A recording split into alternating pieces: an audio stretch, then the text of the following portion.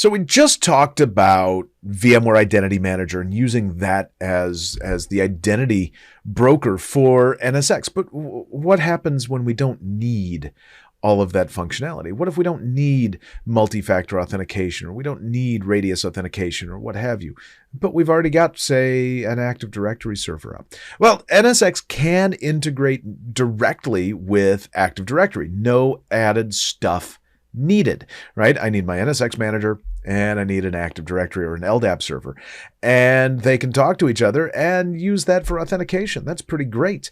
So that's kind of what we're looking at here. Now, LDAP, you may be all too familiar at this point. LDAP is simply the lightweight directory access protocol. It's basically a digital Rolodex in a lot of ways, if you recognize that term.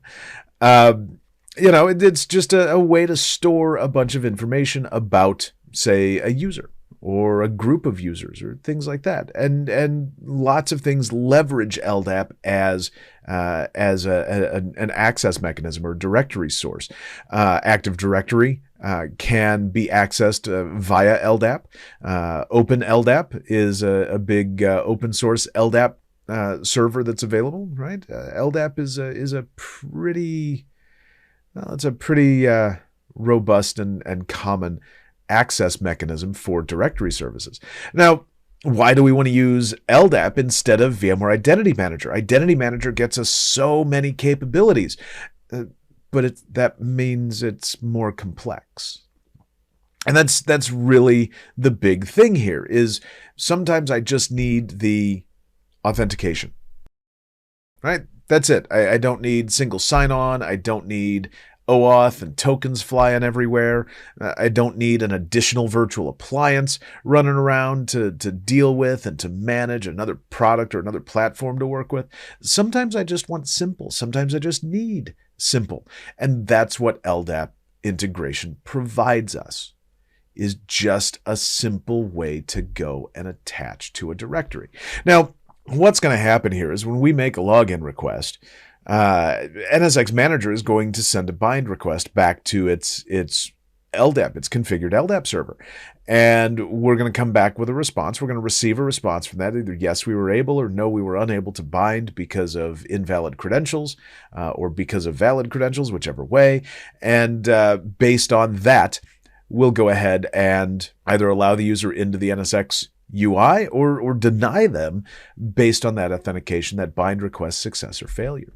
Now, we can set this up in the same place we really just were thinking about Identity Manager under my identity providers in my system and user management tab. And here we have to go in under LDAP and add an identity source. And this just talks to us, this defines for us the domain.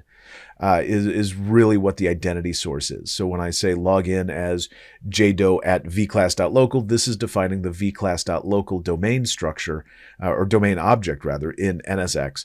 And at some point in this configuration, we'll talk about the individual LDAP servers that we want to request against. So the identity source is going to contain the base distinguished name, where I want to be able to start looking for users and things like that, alongside the actual domain name itself.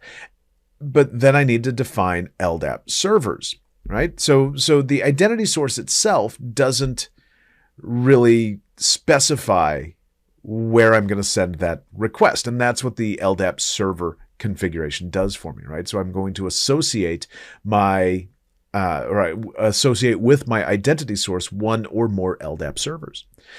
And these are just going to be the individual servers to which I can connect. How I'm going to connect to them, is it going to be over LDAP or secure LDAP? Do I need to use Start TLS? What's my certificate? And so on, right? All of those different pieces of information. How am I going to access that individual server? And so I'm going to set up, one or more LDAP servers to go with this identity source, to go with this domain. And when it's all said and done, I'm not going to notice any major differences, at least from a user perspective, with my login, because the login page stays the same, right? We're still using that base local login.jsp page. We're not redirecting anywhere. We're using the same login page that we had been using without our discussion about Identity Manager. And the difference we're going to see is that once I have LDAP associated, then I need to use email address style user@domain login, right? Usernames. Because that's going to give me a username at a domain, at an identity source, right? So that's going to be how we're going to define that identity source to be used with a given or for a given login, right? So I need to use that email style username. Aside from that, my experience is going to be exactly the same here as it would have been any other with any other NSX login. So that's all there is to it. Integrating with LDAP, we said it was simple. We said we're going to use it because it's simple. And there we are. We're done. We're done talking about it. It is that easy, right? My LDAP infrastructure is already going to be set up in most cases. And attaching to that is, we saw how easy that was to configure and consume for that matter. So come on back for the next video. We're going to talk about what to do with all of these external users between Identity Manager and LDAP. What are we going to do with these users? How are we going to assign permissions? The next video is going to be all about role-based access control in NSX. I can't wait to see you there.